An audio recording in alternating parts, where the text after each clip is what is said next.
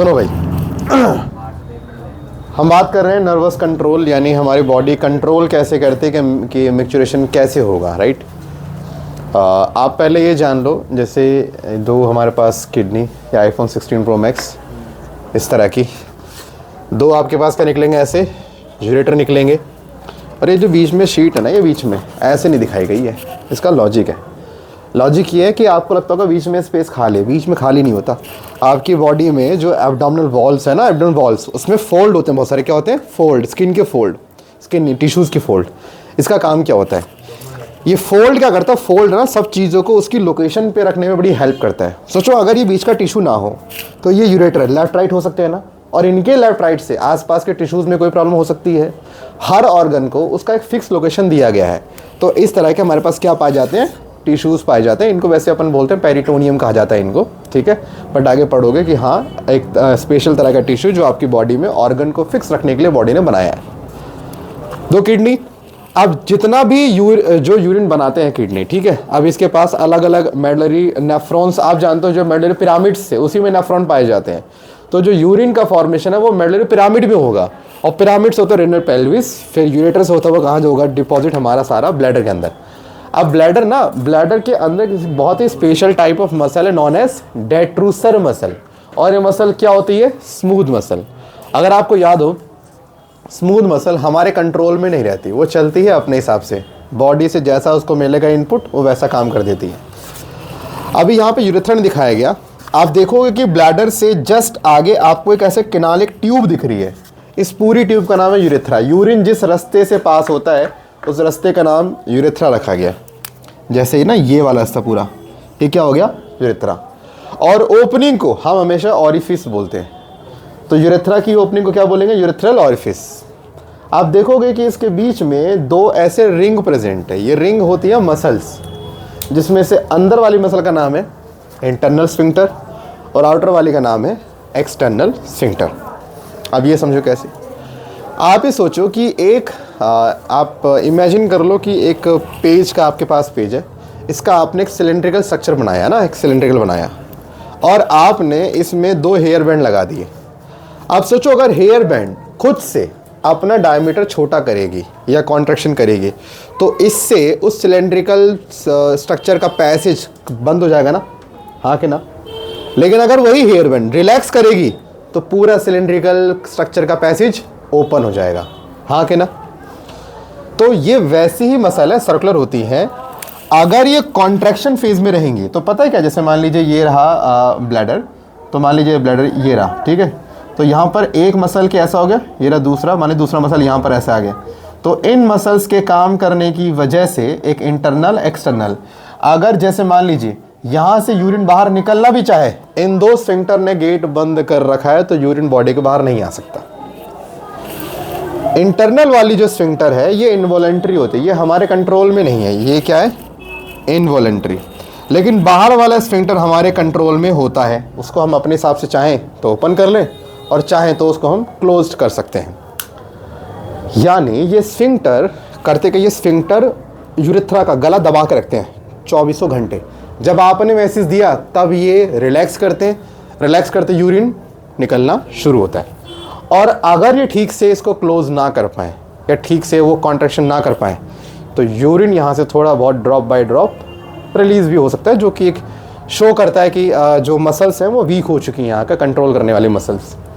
अब देखिए, जैसे ही ब्लैडर में यूरिन फिल होता है, बेसिकली यूरिन फिल जो होता है नॉर्मली जो रेंज रखी जाती है वो 200 ml तक, यानी 200 ml एक बहुत कॉमन रेंज है कि इतना ब्लैडर यूरिन स्टोर कर सकता है।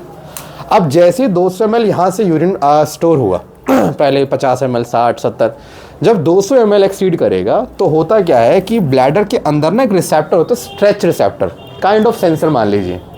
ये एक्टिव तब होंगे जब ब्लैडर स्ट्रेच होगा, और स्ट्रेच कब होती है कोई चीज़? जब उसमें कोई चीज़ ज़्यादा आने लग जाती है।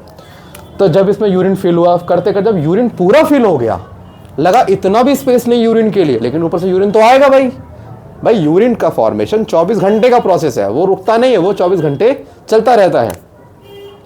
तो जब यहाँ पे ड्रॉप बाय ड्रॉप यूरिन आएगा तो जगह तो है ही नहीं, तो अब ब्लैडर को एक्सपेंड होना पड़ेगा, स्ट्रेच होना पड़ेगा। और जब ब्लैडर एक्सपेंड होती है तो स्ट्रेच रिसेप्टर्स क्या होते हैं?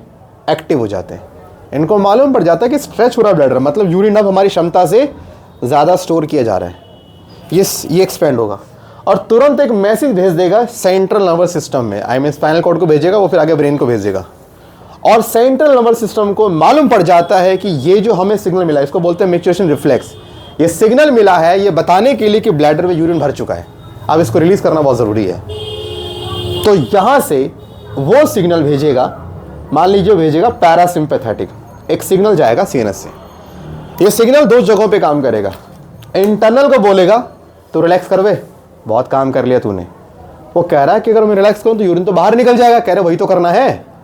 और डेट्रूसर को बोलेगा तुम कॉन्ट्रैक्ट करो। अब मुझे बताओ, ये पूरा एक बलून के माफिक है, इसमें जो वाटर है वो यहाँ पे एक यूरिन है। अगर आप बलून को प्रेस करोगे, ऐसे हाथ से दबाओगे बलून को, तो पानी बाहर निकलेगा कि नहीं निकलेगा? जैसे हम बलून को ना एक रबड़ से क्या बोलते हैं उसको, रबड़ी कहते हैं ना, तो उससे आप उसके नोजल को बंद कर देते हैं ना ऐसे करके। अब वो रबड़ सर्कुलर फॉर्म में है कि नहीं, वही रबड़ स्फिंक्टर है। अगर वो रबड़ लूज हो जाए तो हवा निकलेगी नहीं निकलेगी? निकल जाएगी। ये रबड़ कौन है? ये रबड़ यहाँ पे इंटरनल स्फिंक्टर है। अब जब आदेश मिला इंटरनल को कि बेटा रिलैक्स हो जाओ, तो जैसे रिलैक्स होगा यूरिन थोड़ा बहुत ही निकलेगा, क्योंकि यूरिन को निकलने के लिए प्रेशर रिक्वायर्ड है। तो प्रेशर बनाने के लिए क्या होता है, यहाँ पे सिग्नल किसको गया, इसने इसको भी बोला डेट्रूसर कि आप करो कॉन्ट्रैक्ट। जब डेट्रूसर करेगा कॉन्ट्रैक्ट तो एक प्रेशर बिल्ड होगा, नहीं बिल्ड होगा अंदर यूरिन का। अब सेम टाइम पे यूरिन बाहर जाएगा, लेकिन सेम टाइम पे बाहर का गेट तो बंद है, कौन सा, एक्सटर्नल। देखो पैरासिम्पैथेटिक एक ऐसा सिग्नल जो बिना आपकी मर्जी के चलता है, हाँ कि ना, लेकिन जो एक्सटर्नल वाला स्फिंक्टर वो बिना आपकी मर्जी के खुलेगा नहीं। मतलब बताओ क्या हुआ होगा। अभी मान लेते किसी का ब्लैडर कोई मीटिंग में है, कुछ लोग ना अपनी जिंदगी सारा स्टंट दिखाते भी हैं, यार रोक लेंगे जी कोई दिक्कत नहीं, 2 दिन तक इतना चलता है हम बना। कुछ लोग सारा स्टंट दिखाते हैं, गलत है ये, बॉडी से कभी छेड़छाड़ नहीं करनी चाहिए। अब मान लीजिए किसी का सुबह उसके पास मौका था फ्रेश होने का, बट वो नहीं हुआ, उसने अपनी सारी ताकत यहाँ दिखाने की कोशिश करी। अब मान लेते हैं कि उसका ब्लैडर समय 1/4 फील था, ऑफिस गया, ऑफिस में उसका मान लीजिए पूरा 200 ml तक फील हो गया, 150-200 ml तक फील हो गया। अब स्ट्रेच रिसेप्टर एक्टिव हो चुके हैं। अब स्ट्रेच रिसेप्टर ऐसा नहीं सिग्नल भेज के बैठ जाएगा, वो लगातार भेजेगा, लगातार कि भाई जान दे जान दे जान दे, वो कह रहा रहने दे, मीटिंग में बैठे हैं। अब ये बॉडी में चल रहा है कन्वर्सेशन, जान दे, और बॉडी लगातार क्या भेज रही है, सिग्नल। उसने गेट भी ओपन कर दिया है, लेकिन जो सबसे बाहर वाला गेट है वो तो हमारे कंट्रोल में है, और अंदर ब्लैडर जोर मार रहा है, जान दे रहने दे, मीटिंग चल रही है।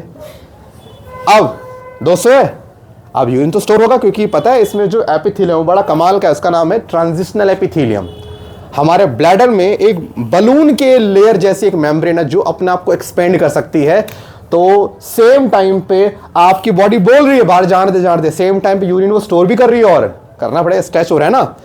जान तो दोस्तों कितना हो जाएगा, 400 ml तक भी हो सकता है, यानी आधा लीटर तक भी।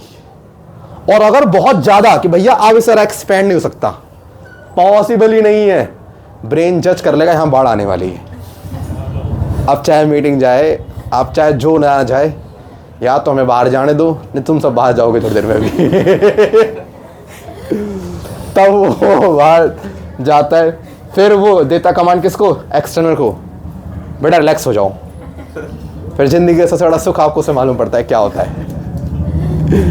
यानी ये है हमारा बॉस, इसको हम कंट्रोल कर पा रहे हैं, लेकिन इसको कंट्रोल करने के लिए ट्रेनिंग चाहिए होती है। अब छोटे बच्चे जो होते हैं उनके में देखो ये तो इनवॉलेंट्री है ही, अब उनके में बाहर वाले पे उनका कंट्रोल है ही नहीं, अभी सीखा ही नहीं ना उन्होंने। इसीलिए जैसे उनका ब्लैडर थोड़ा सा फील हुआ, सिग्नल गया, ये ओपन हुआ, अब क्योंकि उस पर कंट्रोल है ही नहीं, वो तो जब उसका मन आएगा ओपन होगा बंद होगा। तो क्योंकि उनका कंट्रोल एक्सटर्नल पे नहीं है, इसीलिए वो अक्सर बेड पे भी सूसू कर दिया करते रात को। हम नहीं, क्यों? हम मतलब मुझे कुछ का तो पता, बहुत सब मेजोरिटी का पता, लेकिन कुछ एक आध का वो मैं नहीं जान सकता भाई, बट मेजोरिटी का तो ऐसा होता है। क्योंकि यूरिन को बॉडी से बाहर निकलने के लिए कौन सी स्फिंक्टर का ओपन जरूरी है, एक्सटर्नल। वो कब खुलेगा, मेरे वॉलेंट्री एक्शन से, और सोने के बाद वॉलेंट्री एक्शन सारे बंद हो जाते हैं, सारे वॉलेंट्री एक्शन बंद हो जाते हैं। हाँ क्या बात कर रही है। तो इसीलिए, और अच्छा सुना होगा बच्चों और बुजुर्गों में ये होता है बेड पे सूसू कर देने का लॉजिक। बच्चों का लॉजिक ये, उनका कंट्रोल अभी एक्सटर्नल पे आया नहीं है, और इंटरनल चलता है अपने हिसाब से, जब उसका मन करेगा गेट खोले, जब उसका मन करेगा गेट बंद कर देगा। अब बुजुर्गों में क्या होता है, एज ज़्यादा होने की वजह से उनकी मसल्स वीक हो जाती हैं, और कमज़ोर होने की वजह से ये मसल्स इतनी वीक हो गई कि वो ठीक से इस यूरेथ्रा बंद भी नहीं कर पाती, जैसे यूरिन फील वो बाहर निकल जाएगा। इसीलिए बुजुर्गों में और बच्चों में समस्या देखी जाती है, लेकिन जो अपनी जो एज के जो लोग होते हैं इनका कंट्रोल अच्छा होता है, दैट्स वाई हमें कोई इशू नहीं है। और हाँ, इस पर कंट्रोल के लिए ट्रेनिंग की तभी मदद करती है। सुना है लाइन, मदद ट्रेन करे, जब ये कमांड आए तभी टूट स्टार्ट करियो, वरना बहुत पीटूंगी। तो भाई ट्रेनिंग दी जाती है, और ट्रेनिंग नहीं दी तो भैया उसका हिसाब किताब फिर उल्टा ही बन जाएगा। ट्रेनिंग देनी पड़ती है, सेम डॉग को भी ट्रेनिंग देनी पड़ती है कि सुन बे, इस घर के सामने आना सिर्फ, ठीक है, जो भी तुम्हारा साथ जिससे दुश्मनी हो उसके साथ। अच्छा, अगर मान लीजिए कि यूरिन यहाँ से रिलीज नहीं करना है, तो यहाँ से जाएगा सिग्नल कौन सा, सिंपैथेटिक जाएगा। वो बोलेगा इसको मसल को, भाई तू रिलैक्स कर जा, इसको बोलेगा ओ तू अपने कॉन्ट्रैक्शन फेज में रहियो, यानी वो चाहेगा सिंपैथेटिक सिग्नल कि यूरिन बाहर ना जाए, पैरासिम्पैथेटिक चाहेगा सिग्नल बाहर जाए। वो कब चाहेगा यूरिन बाहर ना जाए, जब यूरिन बना ही नहीं होगा कुछ खास, है ना। तो ये होता है बॉडी में कंट्रोल यूरिन का, मतलब इसे बेसिकली मिक्चुरेशन कहा जाता है। अच्छा, एक वर्ड और ध्यान रखना, एक वर्ड आता है diuresis, loss of water in the form of urine. अरे नहीं भाई, मजाक वाली बात नहीं, बॉडी से ना पंगे बिल्कुल भी नहीं। गलत जगह स्टंट दिखाओगे तो फिर सही जगह स्टंट नहीं दिखा पाओगे, दिक्कत सुनने ना। अगर बॉडी सिग्नल दे दे तो सिग्नल समझ जाओ, ठीक है। कई बार ना कुछ जगह कुछ लोग ऐसे होते हैं, जब मान लीजिए कहीं पर XYZ प्लेस पे गए, किसी के दोस्त के घर पे गए, तो वहाँ शर्माते हैं वॉशरूम जाने में, जैसे वो इंसान तो है ही नहीं। अरे एक्चुअल में मतलब तुम क्या भाई कोई अलग दुनिया से आए हो क्या? बॉडी है तो बॉडी में सिस्टम भी सारे इंसान वाले होंगे, तो शर्माना क्या। तो कभी ऐसा हो, समझदार को इशारा काफ़ी। डायूरेसिस यानी अगर यूरिन के थ्रू वाटर का लॉस होगा, इसे क्या बोलेंगे? और ऐसा कब होगा? जब DCT वाटर एब्जॉर्ब ना करे, क्योंकि PCT तो काम हमेशा करता ही है ना। अगर पानी का लॉस हुआ तो कमी किस में होगी? DCT। भाई PCT काम अपना ईमानदारी से करता है, तो DCT ऐसा काम ना करे, इसलिए एक हार्मोन आता है जिसका नाम है वैसोप्रेसिन। ये आता है पिट्यूटरी ग्लैंड से, ये आता है, इसको बोलने DCT को। सुन बे, अगर पानी का लॉस हुआ ना, पूरे मोहल्ले में पीटूंगा तेरे को। और वैसोप्रेसिन के इस डर की वजह से जो DCT है वो वाटर का रीअब्जॉर्प्शन स्टार्ट करता है, जिससे यूरिन में पानी का लॉस कम होता है हमेशा। और अगर ये हार्मोन ना आए तो क्या होगा? पानी का लॉस बढ़ जाएगा यूरिन से। तो यानी ये जो हार्मोन है ये डायूरेसिस को रोक रहा है कि प्रमोट कर रहा है? रोक रहा है ना भाई। पानी का लॉस हो रहा है यूरिन से, इस डायूरेसिस ये काम कर रहा है, तो पानी लॉस नहीं होने दे रहा। तो क्योंकि ये डायूरेसिस रोक रहा है, तो क्या मैं से बोल दूं? एक तो बोलूंगा एंटी, एंटी मींस क्या होता है? अगेंस्ट। और क्या बुलाऊं? Diuretic hormone. इसे क्या बोलूंगा? Anti diuretic. शॉर्ट में क्या हो गया? ADH। अगर मान लो किसी की बॉडी रिलीज ही नहीं कर रही वैसोप्रेसिन, ना हम नहीं कर रहे जी रिलीज, ना गरीब लोग इतना है ही नहीं बॉडी में रिलीज करने के लिए, तो बॉडी को एक बहुत ही प्यारी सी प्रॉब्लम हो जाती है, डायबिटीज इंसिपिडस। ये डायबिटीज शुगर वाली नहीं है, ये नॉन शुगर डायबिटीज है। डायबिटीज भी दो तरह की होती है, ये है नॉन शुगर डायबिटीज। एक होती है डायबिटीज मेलिटस, एम से मेलिटस, एम से मीठा, मीठा वो वाला नहीं, एक्चुअल वाला, शुगर वाला कह रहा हूं मैं। यानी शुगर वाला डायबिटीज कौन सी होती है? मेलिटस। और नॉन शुगर की कौन सी होती है? Insipidus.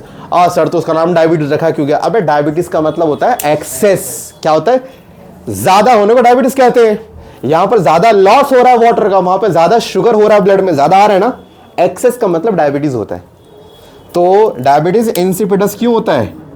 Due to absence of ADH।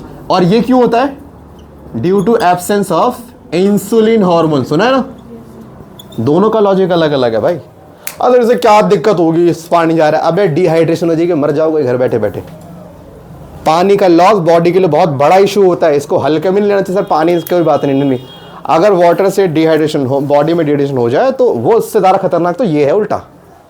हमें लगता है सर शुगर वाली ज़्यादा, नहीं नहीं नहीं नहीं, ये हो तो भैया आपको पता है फिर ORS का घोल, इलेक्ट्रोलाइट्स का जो घोल होता है वो, वरना नींबू पानी जिंदाबाद। ठीक है, लेकिन बीपी वालों को नहीं, बंद कर दे।